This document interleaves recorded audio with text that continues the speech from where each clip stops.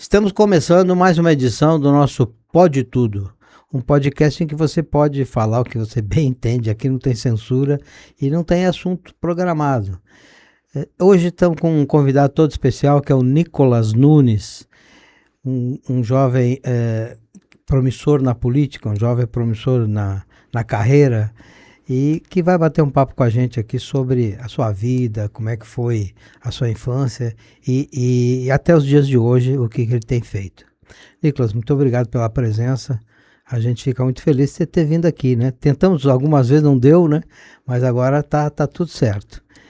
Eu começaria, Nicolas, perguntando assim, você nasceu nos Estados Unidos, filho da Débora e do Mike, né? Uhum. E aí eu queria saber como foi? Você nasceu lá, mas você tem seu bisavô com essa raiz forte aqui, que é o Negão.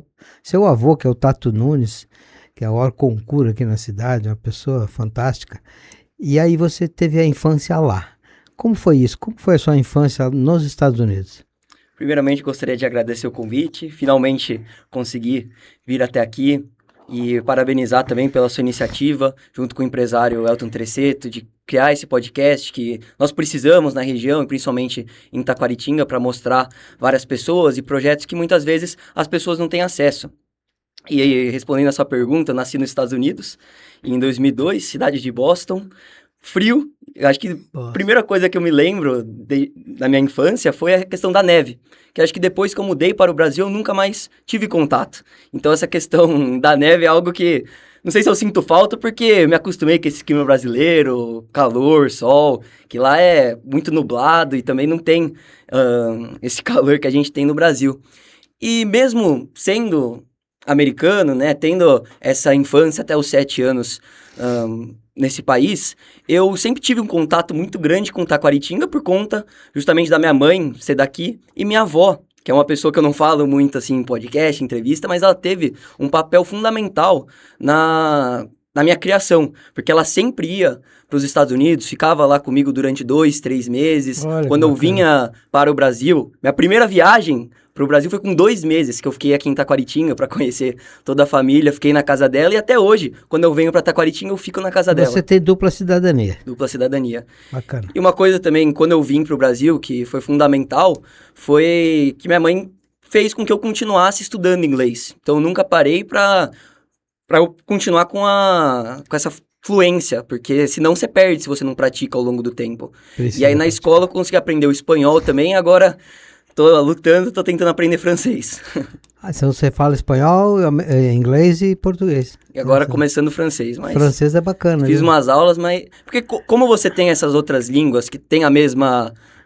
mesmo parentesco, né? Toda aquela mesma questão... Raiz, mesma né? raiz, isso. Exatamente. Aí fica mais fácil. Principalmente quando é mais novo, porque o meu avô, o Tata, fala que a maior frustração da vida dele é que ele não conseguiu aprender a falar inglês. Porque ele fez aulas uns 5, 10 anos, mas era quando ele estava mais velho. E realmente, eu vejo que é muito mais fácil você aprender uma nova língua quando você é mais novo. E quando é mais novo, isso, também. O meu filho, ele é piloto de helicóptero e fez manutenção de aeronaves. Uhum. É mecânico de avião e helicóptero. E ele foi, eu mandei ele para o Canadá. E ele foi pro Canadá quando a mãe dele morreu, tinha 16 anos. Uhum. Eu disse, cara, eu vou mandar esse menino pro exterior lá para estudar. Ele ficou 9 meses lá. Ele fala inglês fluente. Sim. Então, ir até lá, você conviver, você falar com as pessoas, né? É o dia a dia que faz muito mais do que 4, 5 anos de escola. Exatamente, concordo. Ô, Nicolas, você é bisneto do ex-prefeito Adail Nunes da Silva, o Negão. E neto do ex-prefeito Tato Nunes. E em algum momento você percebeu que a política estava no seu DNA? Assim, quando é que você entendeu que, não, eu tenho política no DNA? Então, como eu sempre tive uma convivência muito grande com meu avô, desde que eu mudei para o Brasil, por conta dessa proximidade, porque eu O meu pai, ele ficou nos Estados Unidos, ele até veio pro Brasil, ficou um tempo, mas acabou não dando certo, ele voltou pra lá. Então, essa figura paterna que eu tive na minha vida de mais importância foi o meu avô. Então, sempre ele ia assistir meus jogos de futebol durante a semana. Uma vez por semana ele me visitava lá em São Paulo. Final de semana eu vinha pra Taquaritinga. E aí a gente foi criando esse vínculo. Eu acho que ao longo do tempo, vendo toda a sua dedicação e tudo que ele fez e continua fazendo por Taquaritinga, foi algo que começou a entrar vamos dizer, no meu coração e fez com que eu pensasse de uma maneira diferente. Eu acho que o primeiro estalo, assim, que deu na minha vida, que eu percebi, assim, falei assim, preciso ajudar meu avô, porque tô percebendo que, não sei, senti que tava faltando alguma coisa. Foi na campanha de 2020, de prefeito, que ele tava apoiando o Paulinho e o Vadinho. Paulinho Delgado, exatamente. E eu lembro, no dia da eleição, eu ainda não tinha uma consciência política tão grande, porque, pra ser sincero, eu sempre fui alguém mais exato, por conta da engenharia, e eu tava sentado, assim, na mesa, e aí eu tenho essa imagem da gente sentado assim, ele falou, perdemos, foi feio. E aquela imagem, assim, não sei, ao longo dos próximos anos, sempre quando alguém falava de política, eu lembrava daquilo. E aí, ao longo do tempo, fui entrando, me inserindo nesse meio. Mas acho que aquela imagem, assim, foi algo que eu nunca falei pra ninguém. Acho que é a primeira vez que eu comento sobre isso. Existe uma tendência muito grande do Paulinho vencer aquela eleição. Então, a perda foi um negócio muito chocante pra quem tava apoiando, Sim. né? Foi duro, viu? Na verdade, assim, aí você fez engenharia, né? E essa engenharia também tem influência do Tato? Então, como eu costumo dizer, ele nunca pediu para que eu entrasse na política e nem que eu cursasse a engenharia. Foi algo mais pelo convívio. Porque quando eu estava no terceiro ano da escola, eu tive essas conversas com meu avô, eu queria fazer engenharia, mas eu tinha um interesse também grande pela química, porque meu pai foi engenheiro químico, trabalhou vários anos nesse setor, então era algo que eu também tinha uma proximidade. Mas aí ele começou a me levar em algumas obras, aqui em Taquaritinga, na região. Eu tava até vendo essa semana algumas fotos, deu em Itápolis, em Monte Alto, vendo umas galerias, pavimentações.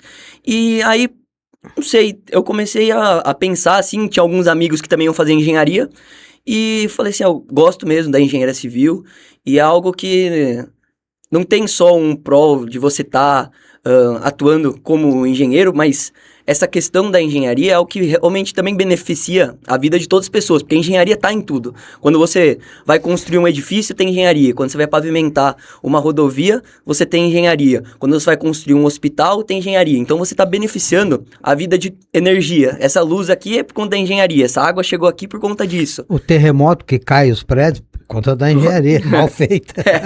Aí terremoto aí não tem o que fazer, lá na Venezuela, né? Mas na Venezuela, nossa... É que é desastre natural, né? Aí não tem muito o que fazer. Foi um horror. Cara. Mas foi aí que eu comecei a entender, porque a engenharia te abre um campo muito grande de escolhas. Às vezes, se você não quiser trabalhar em obra, você pode trabalhar em escritório, ou você pode trabalhar numa consultoria, mercado financeiro, setor administrativo. E tem um leque muito grande de E você especificamente trabalha em que campo? Assim, eu trabalho numa empresa de supervisão e fiscalização de obras, chama LBR Engenharia, e é uma empresa que está fazendo 30 anos agora, e tem contratos em diversos setores, infraestrutura, saneamento, habitação, no estado de São Paulo, no Brasil e até fora do país.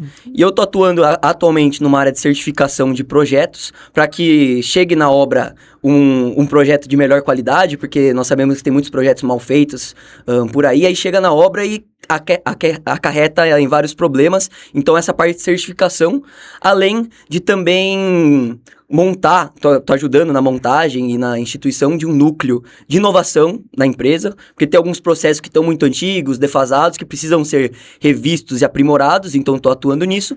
E a parte principal é a do BIM, que o BIM é o principal setor de inovação da engenharia civil, que os projetos agora não estão sendo mais feitos em 2D, no AutoCAD, agora estão realmente sendo feitos em 3 dimensões, 4 dimensões, então você tem o custo atrelado ao projeto, o tempo, a sustentabilidade, vira um projeto realmente o mais parecido possível com a obra. E a inteligência artificial tem muito a ver com isso também, né? Assim, não depende disso, mas está sendo atribuída a inteligência artificial para melhorar o processo. Para ajudar o processo, claro. Porque antigamente não tinha isso, hoje em tudo, né? A inteligência artificial, ela faz a diferença. Você mora em São Paulo, então, hoje, como engenheiro, né? E como conciliar, até você tem uma representatividade também lá, né? Sindicato da engenharia, é isso? Eu estou atuando como coordenador do Núcleo Jovem do Sindicato dos Engenheiros, lá de São Paulo, Bacana. do estado de São Paulo. E como que você concilia isso tudo, né? Morar em São Paulo, fazer engenharia, o parlamento jovem que você criou aqui com a juventude do MDB, vice-presidente do MDB jovem também. Então a política rouba muito tempo, né? E como conciliar isso tudo, velho? Essa é uma pergunta bem... é uma pergunta muito boa, porque muitas pessoas me perguntam isso. Você tá fazendo tudo? Como é que você tá em São Paulo? Nada, você tá aqui, aí você tá em outra cidade, por exemplo. Agora eu tô em Taquaritinga, mas hoje de manhã eu tava em Ibitinga. Então a gente tá rodando a região. Semana passada foram 6 cidades que a gente rodou. E o que eu faço é o seguinte, durante a semana eu atuo como engenheiro na empresa, na LBR. Às vezes eu até tenho que trabalhar mais, alguns finais de semana eu tive que trabalhar, então eu fiquei em São Paulo, home office daqui. Mas é no meu tempo livre, então eu saio da empresa, eu tenho ainda meu mestrado. Isso é outro ponto. Você tá parecido comigo. Mas o mestrado eu faço 2 vezes na semana, mas é online, então é mais tranquilo. É na Universidade de Barcelona, na Espanha. Tem um processo de BIM mesmo, que é algo que eu tô querendo me aprofundar. E nesse tempo livre que eu tenho, eu estruturo. Então, durante a semana, eu converso com as lideranças da região do final de semana, e aí eu marco as reuniões, faço as agendas, e aí concilio essas questões. E durante a semana também. Às vezes eu vou no diretório do MDB, na hora do almoço, eu não almoço para ir na Assembleia, para conversar com os deputados. E então é realmente uma conciliação, assim. Não vou mentir que é puxado, mas... Por enquanto, tô dando conta, tô feliz com isso. Me lembra que eu, quando tive meu segundo infarto ano passado, o médico disse assim para mim, olha, eu preciso que você precisa maneirar, diminuir, cortar algumas atividades e tal. E aí, depois daquilo, eu abri um jornal e fui fazer faculdade de Direito. Sim. Mas assim, tem uma frase que eu gosto muito, que é do Dom Helder Câmara, que é um bispo e foi o brasileiro mais indicado ao Prêmio Nobel da Paz, que ele fala, quando sonhamos sozinhos é somente um sonho, mas quando sonhamos juntos é o começo de uma nova realidade. E isso mostra que eu não consigo fazer nada sozinho. Por isso que você fala que eu montei algo, mas na verdade eu tenho um grupo de pessoas que está me ajudando, está auxiliando na criação de todos esses projetos. O Parlamento Jovem, através da Agenda Jovem Taquaritinguense, que a gente criou com pessoas que tinham envolvimento políticos, mas a gente queria fazer um grupo apartidário, né? Porque a gente não acredita que esse projeto específico tem que envolver um partido político. Por isso que tem pessoas do União Brasil, do PTB, que estão fazendo parte disso. PRB, na verdade. E a gente está fazendo essa construção. Por isso que... Oi? Você ia falar alguma coisa? Não, pode falar. Então, é um processo que, na juventude do MDB, aqui em Taquaritinga, eu tenho um grupo. A gente teve 3 candidatos a vereador na última eleição. O Arthur Constâncio, o Thiago Duarte, o Alexandre Rocha, que ainda estão me ajudando nessa... O Arthur bateu na trave, Arthur bateu na trave, tá como primeiro suplente. E é um grupo que me ajuda a criar esses projetos, e eles têm iniciativas. O Thiago veio pra mim com a ideia de montar o campeonato Arena Cup X2, que foi um sucesso lá na Vila São Sebastião, junto com o amigo dele, o Assis, que ajudou na organização.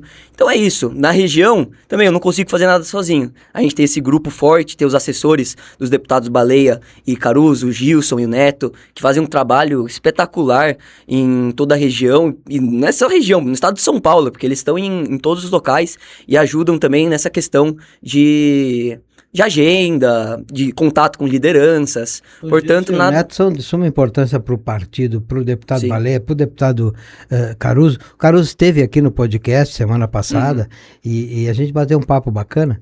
E ele é uma pessoa espetacular, né? Uma calma, tranquilidade para falar, para morrer de repente leva 3 dias. E como é que é essa convivência com ele? Como é que é esse cara aí, Jorge Caruso? Ele é uma pessoa, assim, sinceramente, é uma pessoa incrível.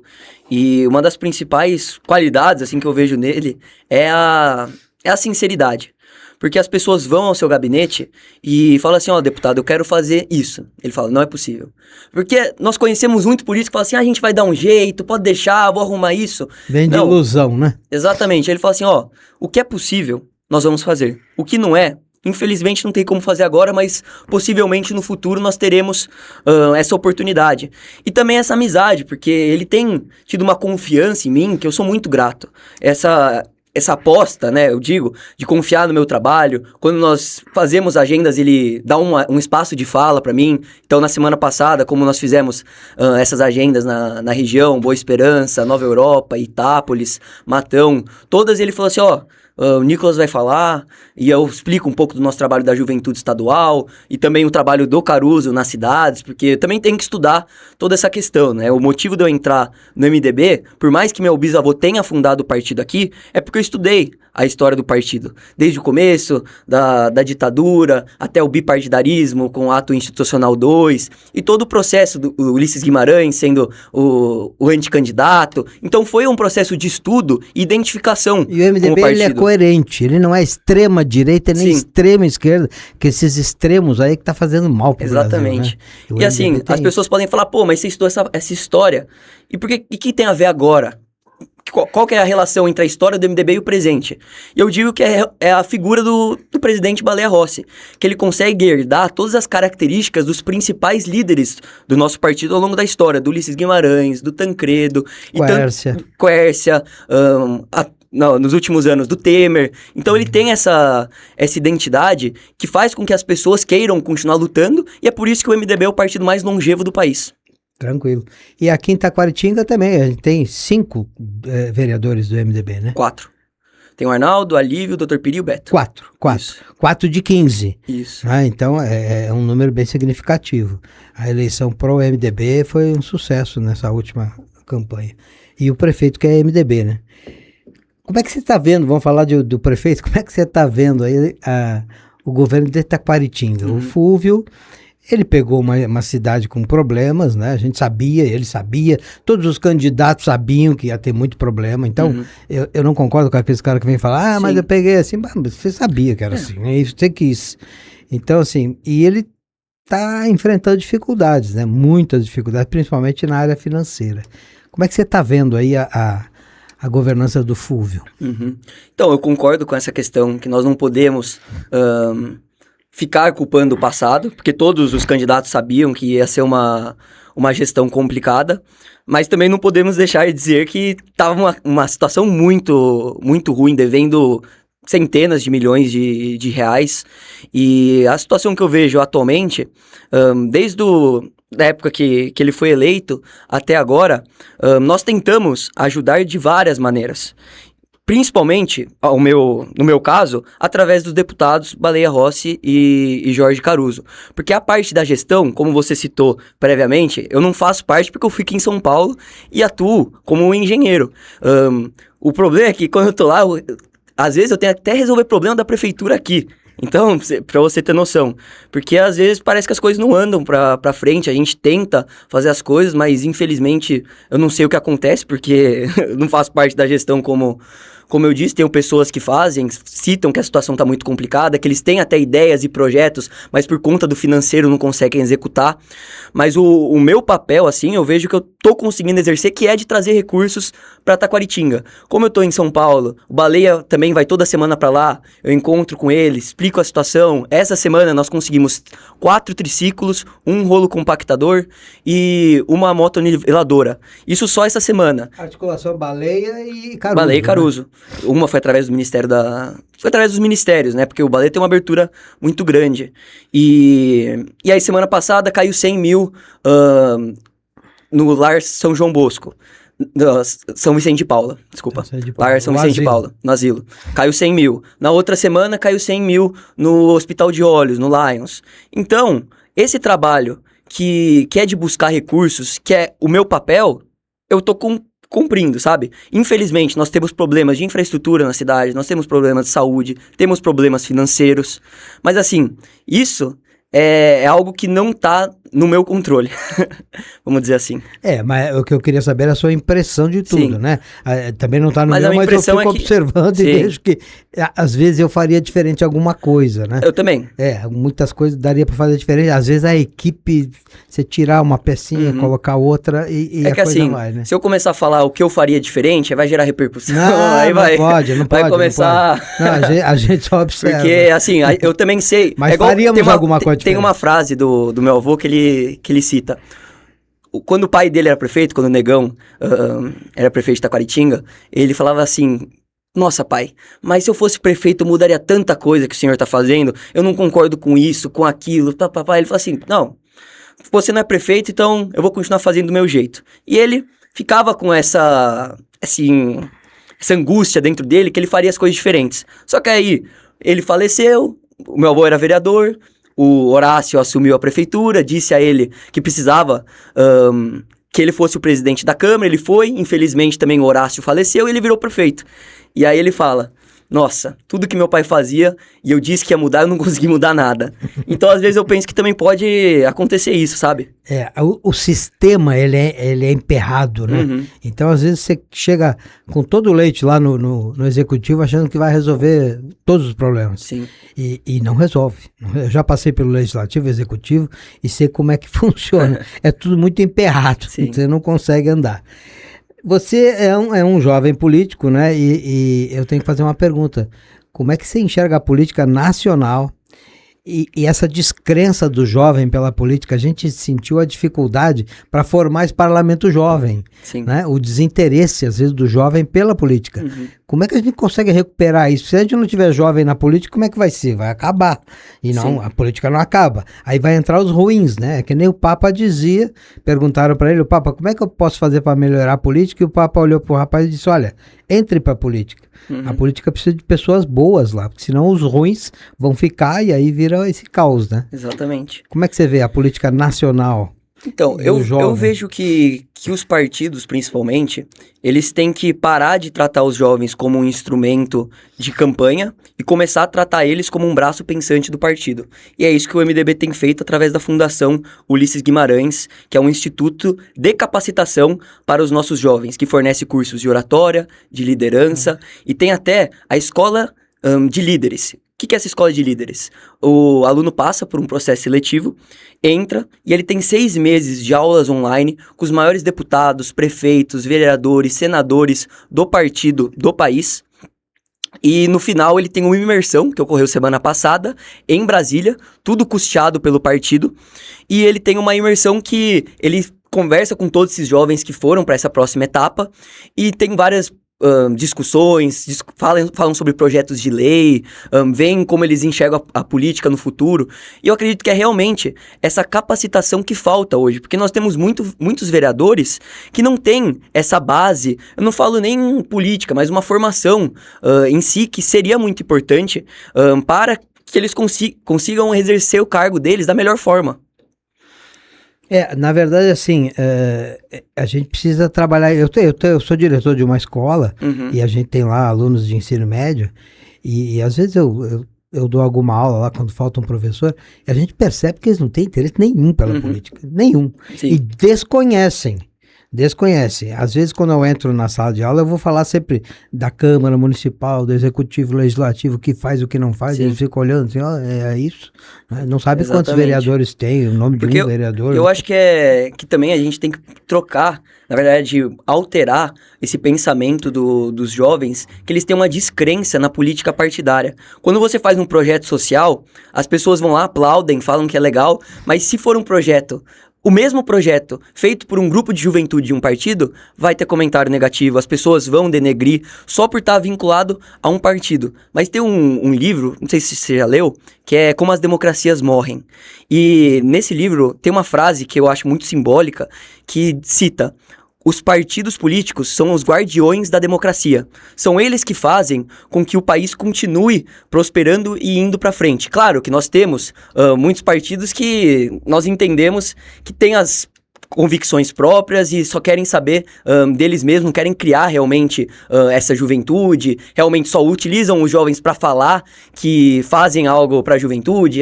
Esse jovem aqui é meu candidato, mas aí você não ajuda ele em nada, e aí ele vai lá e tem 10 votos, só que na sua cabeça você ajudou ele porque você colocou um jovem como candidato, mas não é assim que funciona. Mais marketing do que qualquer coisa, Sim. né? Na verdade, assim, estamos chegando ao final já do nosso bate-papo. Você é neto do Tato, bisneto do Negão, que orgulho, né? O seu avô, o Tato Nunes, é uma pessoa fantástica. Eu conheci ele em 1990, Nossa. quando eu vim morar aqui. Eu sou gaúcho de Porto Alegre. Em 90 eu vim para Taquaritinga e eu estava sentado num bar e ele fazendo campanha política. Me deu um santinho. Eu digo, não voto aqui. Ele, tá, um dia você vai votar, ele falou. Que o Negão dizia isso, Ele dizia né? mesmo, ele dizia mesmo. Que ele ia pra Quermesse em Nova É. América, e aí ele falava assim, toma meu santinho. Aí eu falava assim, mas eu não voto aqui, mas você pode mudar pra Taquaritinga um dia. Pode mudar. É a mesma coisa que aconteceu comigo com o Tato. Aprendeu, então.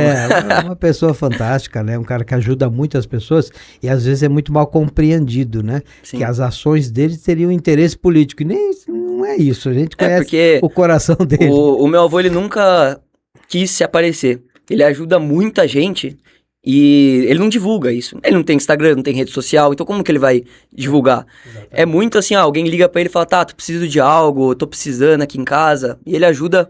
Eu nunca vi ele recusando um apoio a alguém. Exatamente. Às vezes a gente vê pessoas assim humildes e tal, que contam, né? Sabe quem que me ajudou? Foi o Tato, lá não sei quando.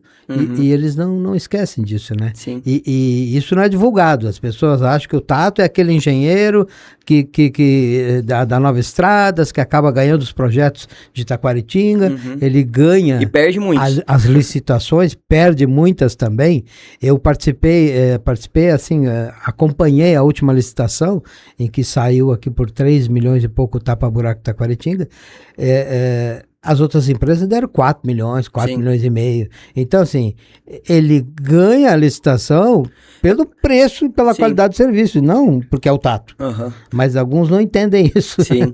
E também tem a questão da proximidade, né? Como você tá num local mais próximo, né? Como a empresa fica na cidade, então você consegue colocar um custo menor. Mas, né, nessa gestão, tiveram algumas licitações, ele perdeu a maioria delas. Então tem essa questão também, porque às vezes a empresa está entrando com um preço muito baixo, só que aí também sabe o que acontece? Aí ela não consegue executar o serviço, porque entra com um preço que é inexecutável. E eles têm frete, eles têm muita coisa que Sim. aqui não tem, né? Às vezes é melhor nem ganhar, né? Porque não vão contar para ninguém, mas não recebe também, né?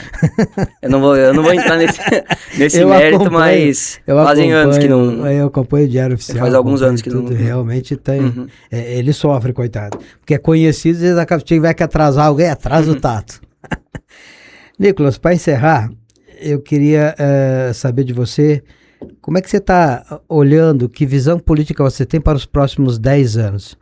As pessoas perguntam, e eu vou ter que perguntar também, se você é candidato a alguma coisa nas próximas eleições municipais. Então, essa pergunta eu recebo frequentemente, mas eu não tenho pretensão alguma, porque não sou eu que tenho que falar alguma coisa, são as pessoas que têm que começar a falar, eu preciso, eu quero, aí grupos de apoio, mas isso não vem de mim. Assim, eu tô trabalhando porque se eu não quem não é visto não é lembrado. Então eu tô trabalhando, tô fazendo a minha parte, e eu não faço isso porque eu quero ser beneficiado, porque eu quero ser candidato, eu faço porque eu vejo que a cidade é muito precária e a nossa região tem muitos problemas, principalmente financeiros. Então, se nós não fizermos esses projetos ajudando as pessoas, fazendo com que elas tenham pelo menos um dia de felicidade, que é o caso do nosso Criança Feliz do Taquarão, que a gente teve 2 edições, o Arena Cup X2, como eu comentei, na Páscoa nós fizemos o Criança Feliz no Taquarão, entregamos 400 ovos de Páscoa para as crianças que nós mesmos arrecadamos, e também fizemos no Natal, um Natal solidário, entregamos 50 cestas de Natal e 50 cestas básicas para as famílias mais carentes da cidade. Agora a gente fez uma campanha do agasalho também, conseguimos arrecadar mais de 100 cobertores, várias peças de roupas, porque a cidade precisa. Então eu não faço isso por política, eu faço porque eu vejo a necessidade e eu não quero ficar vendo as pessoas nas redes sociais falando assim, eu tô precisando disso. A gente quer ajudar da forma que conseguimos, e não é só Taquaritinga, por isso que eu tô atuando na região, porque tenho vários amigos, lideranças, vereadores, até prefeitos jovens, que também sentem essa necessidade e às vezes não tem tempo de pensar em projetos. Então, os nossos objetivos agora com a juventude estadual do MDB é criar projetos que são replicáveis em vários municípios. Então, a gente pega um dia e fala, campanha do agasalho. Em vários municípios nós fazemos essa campanha com o mesmo layout, com o mesmo projeto. Então, esse é o nosso objetivo. Um padrão de campanha. Cria um padrão. Bacana, né? Então, nos próximos 10 anos eu não sei, porque, assim, eu vejo que eu tô trilhando uma carreira... Verdade, eu não perguntei. 24. 24 anos. 10 anos, 34. 34. Tá no auge da política. Então, assim, eu não sei também como que eu vou estar em questão de carreira, porque eu valorizo muito a minha profissão. E eu tô crescendo na minha empresa, tô tendo oportunidades, agora eu vou começar a ir mais pra obra, que era algo que eu não fazia tanto, porque foi algo que eu pedi, eles também viram como vantajoso, e como engenheiro, eu achei muito importante essa questão de realmente ir pra obra, colocar o pé no barro. Então eu tô indo pra essa nova etapa na minha empresa, então não sei como é que vai ser o futuro daqui 5, 10, 15 anos. Porque tanto a engenharia quanto a política acaba absorvendo muito tempo, né? Exatamente. Talvez chegue num momento que não consiga conciliar as duas coisas. Uhum. Foi muito bacana o bate-papo. Nós vamos fazer agora um bate-pronto. Eu vou falar uma palavra e você fala uma frase curta ou só uma palavra também. Tato Nunes. Referência. Negão. Queria ter conhecido. Baleia Rossi. Líder. Caruso. Parceria. Débora. Amor. Taquaritinga. Taquaritinga. Pode até falar mais que uma palavra. Taquaritinga, esperança. Verdade, é o que a gente precisa ter, né? A gente precisa ter esperança. Se o seu bisavô, o Negão, tivesse aqui hoje, qual conselho você acha que ele daria para você em relação à sua perspectiva política daqui para frente? Você sabe, Bonilla, quando eu entrei na faculdade, eu não tinha uma vontade política, não exercia ainda, isso em 2020. E aí eu participei de um processo seletivo na faculdade, que era muito concorrido. E eles fizeram várias perguntas, assim, passei por algumas etapas, e aí na fase final era uma entrevista, que eles fizeram várias perguntas, assim, meio difíceis, e a última pergunta, eles falaram, se você pudesse jantar com alguém, vivo ou morto, com quem seria? Aí eu falei, com meu bisavô, com o Negão. E aí, de bate-pronto, assim, eles já fizeram uma cara feia, falaram assim, seu bisavô... as pessoas aqui responderam Lionel Messi, responderam Neil Armstrong, responderam Albert Einstein, Steve Jobs. Você fala seu bisavô, fala, porque na minha cidade ele é conhecido como a principal liderança política da história dela. Que já teve, né? Que já existiu. E quando eu converso com as pessoas, todas elas falam bem dele. E falam a humanidade que ele tinha, como ele tratava as pessoas. E eu não sei qual conselho ele me daria, mas eu acredito que ele falaria, siga em frente. Eu acho que sim também. O Negão era uma referência mesmo, como você falou, né? E alguns não sabem por que ele chamava Negão, né? É que as pessoas pediam as coisas para ele e ele dizia assim, pode deixar Negão. Nicolas, muito obrigado. Eu acho que foi um bate-papo muito bacana. Foi legal você ter vindo aqui. É o mais jovem que já veio aqui no Pode Tudo, né? E só desejo sucesso. Obrigado. Sucesso tanto na profissão quanto na carreira política. Você não pode abandonar a política de jeito nenhum, porque isso aí tá no sangue, não tem jeito. Eu que agradeço pela oportunidade. Desejo muito sucesso pro Jornal Opinião, pro Pode Tudo. E o que vocês precisarem, podem contar comigo. Da mesma forma. Obrigado. Obrigado.